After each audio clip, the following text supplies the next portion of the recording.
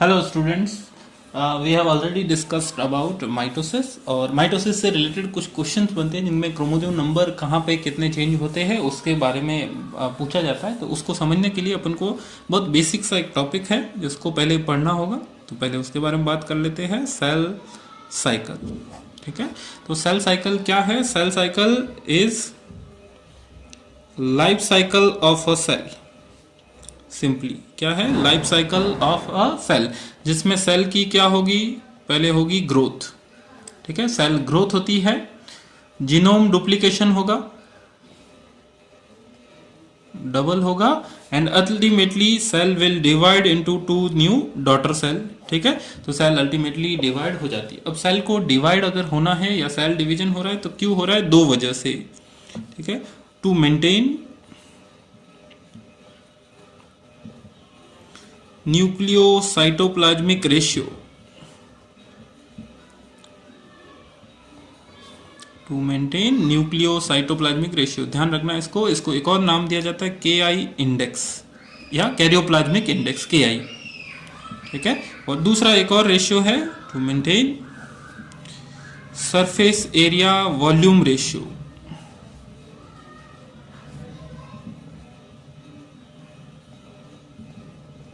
ठीक है, तो दो चीजों के मेंटेनेंस के लिए। अब क्या है ये? सपोज करो ये एक सेल इतनी सी थी जब बनी थी। ठीक है, अब इसकी ग्रोथ हो गई है।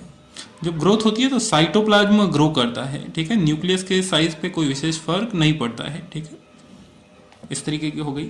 अब इसके अंदर अगर अपन बात करें सरफेस एरिया, साइटोप्लाज्म का वॉल्यूम और न्यूक्लियस का वॉल्यूम, तो KI को फॉर्मूला होता है volume of nucleus upon volume of cytoplasm. Volume of cytoplasm को कैलकुलेट करने के लिए volume of cell minus volume of nucleus अपन लिख लेते, सिंपल।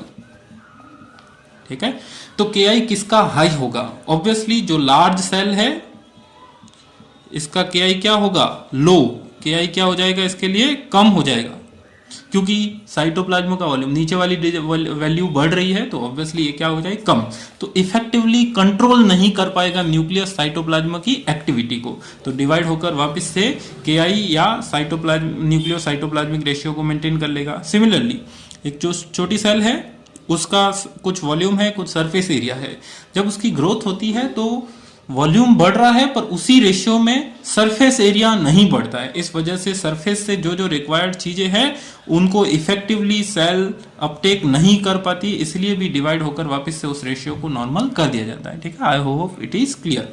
सिंपल दोनों को मेंटेन करने के लिए। ठीक, अब चलो सेल साइकिल के अंदर वापस बात करते हैं। चलिए, सेल साइकिल की ड्यूरेशन,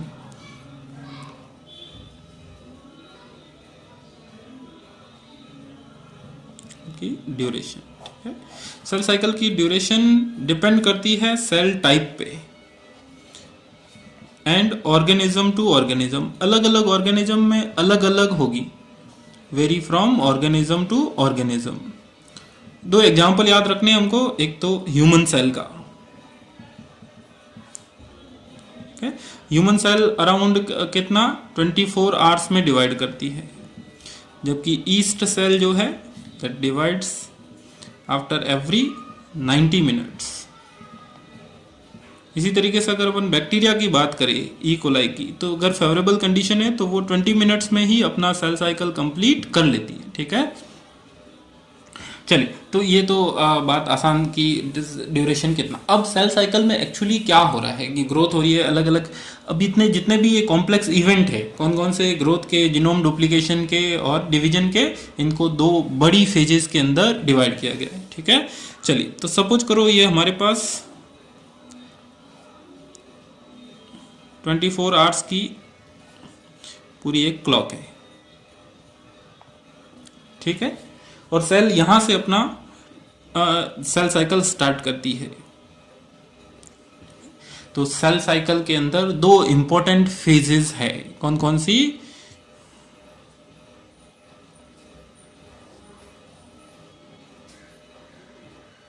एक फेज है इंटरफेज। तो सेल साइकिल के अंदर दो फेज है। पहला क्या है? Interphase, and second one is M phase. इसमें से सेल 99.5% टाइम किसमें रहती है, इंटरफेज में, और हार्डली 5% टाइम जो है वो एम फेज के अंदर होता है। ठीक है, तो क्या होता है इंटरफेज और एम फेज के अंदर, वो इंपॉर्टेंट बात है। पहला है interphase is a preparatory phase.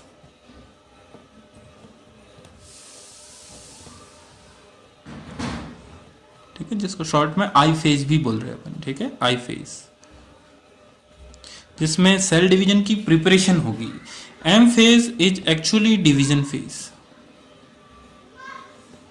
जिसमें सेल एक्चुअली एक कॉम्प्लेक्स सीरीज ऑफ इवेंट्स के थ्रू डिवाइड होकर दो नई सेल बनाएगी। ठीक है, तो डिवीजन इसमें हो रहा है, प्रिपरेशन सारी की सारी इसमें हो रही है। ठीक है, चलिए, तो अब प्रिपरेशन में क्या क्या होगा और बाकी चीजें, तो 95% टाइम इंटरफेज में है, तो अपन इसको बहुत आसानी से डिवाइड कर सकते हैं।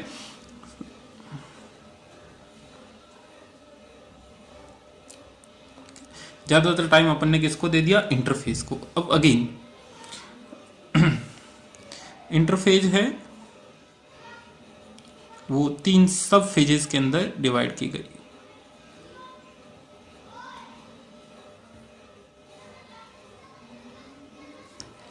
पहली फेज जो है दैट इज G1, क्या है, G1। Next is S and third is G2 phase. अब अगर अपन ने ऐसा डायग्राम बनाया तो सेल साइकिल को अपन यहां से स्टार्ट करेंगे, इसको भूल जाओ। ठीक है, तो G1, S और G2 किसके अंदर आ गई, इंटरफेस के अंदर आ गई। ठीक है, एम फेज के अंदर क्या होगा, एम फेज के अंदर फर्दर 2 चीजें होगी।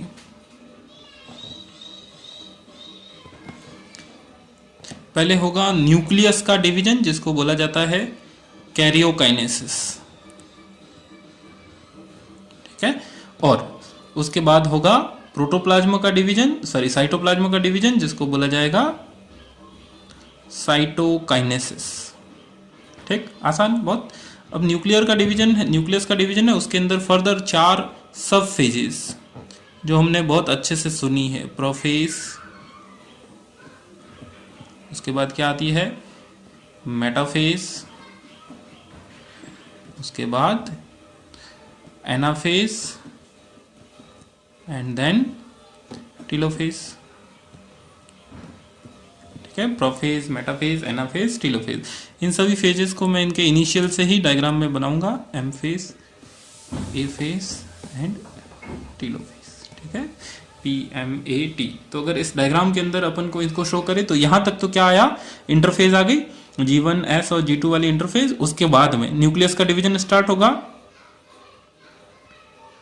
तो सबसे पहले आई प्रोफेज, उसके बाद में क्या आ जाएगा, मेटाफेज, उसके बाद में एनाफेज, उसके बाद में टीलोफेज, और उसके बाद में आ जाएगा साइटोकाइनेसिस। क्लियर, आसान। तो ये हमारे पास सेल साइकिल का एक सिंपल सा डायग्राम बना हुआ है। ठीक है, ठीक है, तो इसमें जो सेल साइकिल इस तरीके से प्रोग्रेस कर रही है, तो इतना तो इंटरफेज है। ये वाली फेज कौन सी है, एम फेज। ठीक है, तो interphase is called resting phase, but it is most active phase. Resting phase क्यों बोल रहे हैं, क्योंकि इसमें जो चेंजेस हो रहे हैं they are not visible under microscope, simple. अब इंटरफेज के अंदर 3 सब फेजेस हैं जिनके अंदर कुछ इंपॉर्टेंट चेंजेस हो रहे हैं, ये जानना जरूरी है। पहला कौन सा, G1। ठीक है, second one is S phase and next is G2 phase. एक बात ध्यान रख लो, सेल की ग्रोथ कंटिन्यूअस, पूरे सेल साइकिल के दौरान सेल की ग्रोथ होती रहती है। ठीक है, पर डीएनए का रेप्लिकेशन जो है वो एक ही फेज के अंदर होता है या एक ही बार होता है। ठीक है, तो G1 फेज, पहली चीज G1 phase is the longest phase. हाँ, इन तीनों के टाइम के बारे में अगर कोई पूछे तो लगभग कितना, 10 से 12 घंटे किस में लगते हैं, G1 फेज में। ठीक है, 5 to 6 आवर्स किस में लगेंगे, S फेज के अंदर, और G2 फेज में कितना होगा, 3 to 4 आवर्स। तो अगर अपन अपर लिमिट ले तो 12 और 6 कितना हो गया, 18 और 4 22। तो लगभग 1 घंटा है वो किसके अंदर होता है, डिवीजन फेज के अंदर पूरा होगा। ठीक, तो longest phase is G1 phase. तो इसके अंदर क्या क्या हुआ, पहला मैक्सिमम ग्रोथ, क्या हो जाएगा, मैक्सिमम ग्रोथ। और दूसरा क्या हो जाएगा,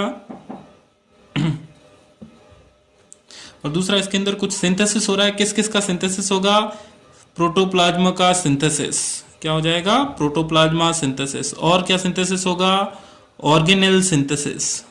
ठीक है, और क्या होगा, आरएनए एंड प्रोटीन का सिंथेसिस होगा, जो डीएनए रेप्लिकेशन के लिए एसेंशियल है उनका सिंथेसिस होगा। डन। जीवन फेज में बहुत आसान, मैक्सिमम ग्रोथ हो रही है, प्रोटोप्लाज्मा, सेल ऑर्गेनल, आरएनए, प्रोटीन सब का सिंथेसिस हो जाता है। ठीक है, एस फेज के बारे में अभी डिटेल में बात करेंगे। दूसरा, हाँ, एस फेज के बारे में अगर अपन बात करें तो 3 चीजों के बारे में ध्यान रखना है।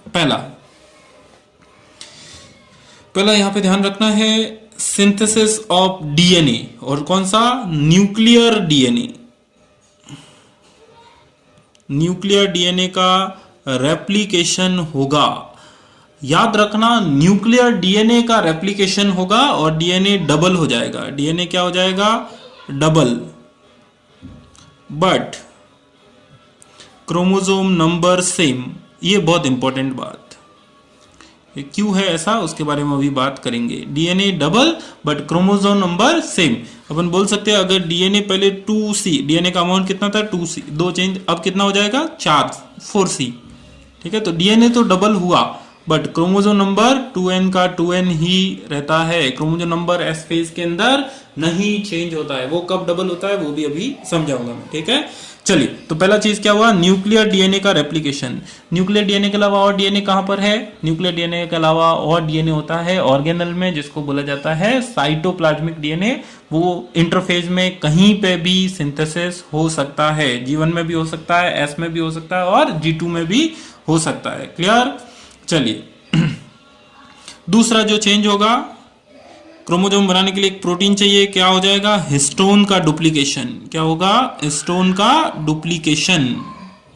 और तीसरा एक जो प्रोफेज के अंदर ही चेंज होता है या प्रोफेज के अंदर ही रिक्वायर्ड होता है, सेंट्रियोल का डुप्लीकेशन। जो ऑपोजिट पोल पे मूव करती है वो डुप्लीकेशन होगा। तो 3 चीजों का सिंथेसिस हो रहा है, न्यूक्लियर डीएनए, फिर हिस्टोन डुप्लीकेशन और सेंट्रियोल का डुप्लीकेशन। ठीक है, ध्यान रखना, डीएनए डबल हो रहा है, डीएनए रेप्लिकेट होकर डबल हो रहा है बट क्रोमोसोम नंबर सेम रह रहा है। बहुत इंपॉर्टेंट बात, ध्यान रखिएगा। ठीक है, नेक्स्ट अब बात करते हैं G2 फेज। इसके ऊपर वापस आएंगे अपन एस फेज के ऊपर। ठीक है, G2 फेज के अंदर अगेन सेल की ग्रोथ हो रही है,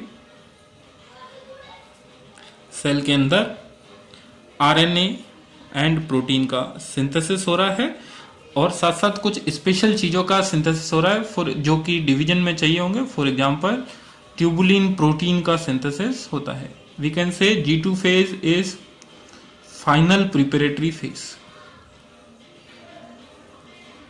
ठीक है, अब देखो एस फेज से G1 फेज के बाद में डीएनए रेप्लिकेशन होना है। तो डीएनए रेप्लिकेशन से पहले की फेज है, इसलिए इसको क्या बोलेंगे, प्री डीएनए सिंथेटिक फेज। क्या बोलेंगे, प्री डीएनए सिंथेटिक फेज। इसी तरीके से इसको क्या बोला जाएगा, पोस्ट डीएनए सिंथेटिक फेज बोला जाएगा। और इनके नाम देखने हो तो इसके अंदर देख सकते हैं, G1 फेज से जस्ट पहले क्या हुआ है, एम फेज, तो अपन इसको क्या बोलेंगे, post mitotic phase. G2 phase के जस्ट बाद में क्या आएगा, एम फेज, तो अपन इसको क्या बोलेंगे, प्री माइटोटिक फेज। क्या बोला जाएगा, प्री माइटोटिक फेज। तो ये सब नाम है। G1 से पहले एम फेज हुआ है तो एम फेज के बाद में आ रही है पोस्ट माइटोटिक। G2 के बाद एम फेज आ रहा है तो G2 को क्या बोलेंगे, प्री माइटोटिक फेज। रेप्लिकेशन से पहले आ रही है pre DNA synthetic phase, replication के बाद आ रही है पोस्ट डीएनए रेप्लिकेटिव या पोस्ट डीएनए सिंथेटिक फेज। ये सब इनके नाम हैं जो उनको ध्यान रखना है। अब वापस आते हैं इधर, क्या कारण है कि क्रोमोसोम डीएनए डबल हो रहा है बट क्रोमोसोम नंबर डबल नहीं हो रहा है। तो सिंपल सा क्रोमोसोम सपोज करो पहले ऐसा था, ठीक है, नॉर्मली क्रोमोसोम ऐसा है और इसके अंदर ये डीएनए अमाउंट है,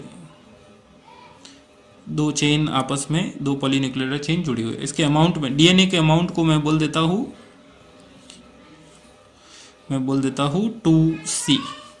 एस फेज के बाद में क्या हो रहा है? एस फेज के बाद में डीएनए सिंथेसिस, डीएनए और हिस्टोन का सिंथेसिस होकर क्रोमोसोम है वो, हालांकि एस फेज में ऐसा क्रोमोसोम दिखता नहीं, ऐसा क्रोमोसोम कहाँ दिखेगा? मेटाफेज के अंदर। वो अपन ने बात कर ली है, माइटोसिस वाला वीडियो तुम देख सकते हो, ठीक है। तो अब एक डीएनए के अंदर तो इस तरीके का डीएनए था ही था, दूसरे पार्ट के अंदर भी इस तरीके का डीएनए सिंथेसिस हो गया है। तो अब डीएनए अमाउंट तो कितना हो गया? 4C। मान लो यहां पे टोटल अपने पास क्रोमोसोम नंबर कितना था? क्रोमोसोम नंबर, हाँ, 2n इज इक्वल्स टू 46। ऐसे ऐसे 46 क्रोमोसोम थे हमारे पास। यहां पर क्या क्रोमोसोम डबल हुए? नहीं। ये भले ही यहां पे डीएनए डबल हुआ है, 2 क्रोमेटिड यहां पे दिख रही है, लेकिन जब तक ये सेंट्रोमियर से जुड़ी हुई है तब तक इनको इंडिविजुअल क्रोमोसोम नहीं मान रहे हैं, ठीक है। तो क्रोमोसोम अब भी ये एक ही है, ये एक क्रोमोसोम है, ये भी एक ही क्रोमोसोम है। तो ऐसे ऐसे सेल में 46 है, तो क्रोमोसोम अब भी 2n इज इक्वल टू कितने हैं? 46 है। क्लियर? अब कोई दिक्कत नहीं रहनी चाहिए। तो this is all about interface and cell cycle, ठीक। अब तो अगर क्वेश्चन आए कि माइटोसिस के कौन सी फेज में क्रोमोसोम नंबर डबल होता है, तो माइटोसिस की कौन सी फेज में देखना पड़ेगा हमको। पहली फेज क्या थी? प्रोफेज। प्रोफेज में क्रोमोसोम के स्ट्रक्चर में कोई चेंज आया था क्या? नहीं। मान लो अब मैं 4 फेजेस बना के तुमको समझाता हूँ। प्रोफेज, मेटाफेज, एनाफेज और टीलोफेज, ठीक है। तो प्रोफेज के अंदर सपोज करो क्रोमोसोम इस तरीके के थे 46। मेटाफेज के अंदर भी क्रोमोसोम इसी तरीके के हैं, बस वो हाईली कंडेंस फॉर्म में आ गए हैं और यहाँ पर अरेंज हो गए। एनाफेज के अंदर जाते हुए, प्रोफेज के अंदर क्रोमोसोम ऐसे है, मेटाफेज के अंदर भी क्रोमोसोम ऐसे है, और वो किस फॉर्म में आ गए हैं? हाईली कंडेंस फॉर्म में आ गए हैं। एनाफेज के अंदर जाकर क्रोमोसोम का सेंट्रोमियर स्प्लिट होता है, क्रोमोसोम का सेंट्रोमियर स्प्लिट होता है, जिसकी वजह से एक क्रोमोसोम 2 क्रोमेटिड में टूट जाता है। अब इन दोनों क्रोमेटिड को 2 अलग क्रोमोसोम बोला जाएगा। क्लियर? तो प्रोफेज में भी क्रोमोसोम डबल नहीं हुआ, मेटाफेज में भी डबल नहीं हुआ। एनाफेज के अंदर 46 से कितना हो जाएगा? 92। तो chromosome number doubles during mitosis इन anaphase. Chromosome number doubles during mitosis इन एनाफेज, ठीक है। टीलोफेज के अंदर अगेन, टीलोफेज में भी अभी भी डबल ही है, साइटोकाइनेसिस पूरा होने के बाद इधर भी 46, इधर भी 46। बात क्लियर है? तो क्वेश्चन आए कि कौन सी फेज में डबल होता है, तो वो किस में होता है? एनाफेज के अंदर, ठीक है। ठीक, लास्ट बात, regulation of cell cycle. Of cell cycle, तो सेल साइकिल का रेगुलेशन जीन्स के अंडर में होते हैं। All event of cell cycle are under genetic control. 2 चीजें हैं उसके लिए, एक है साइक्लिन प्रोटीन और दूसरे है CDK. Cyclin protein and CDK. CDK क्या है? स्पेशल टाइप के एंजाइम हैं जो साइक्लिन प्रोटीन से जुड़कर एक्टिव होते हैं, इसीलिए उनको बोला जाता है साइक्लिन डिपेंडेंट काइनेजेस। क्या बोला जाएगा? साइक्लिन डिपेंडेंट काइनेजेस बोला जाता है, ठीक। अब 2 तरीके के साइक्लिन हैं, S cyclin and M cyclin. S cyclin जब से एस सी डी के जब एस साइक्लिन प्रोटीन के साथ जुड़ेंगे तो एस फेज को बिगिन करवाएंगे।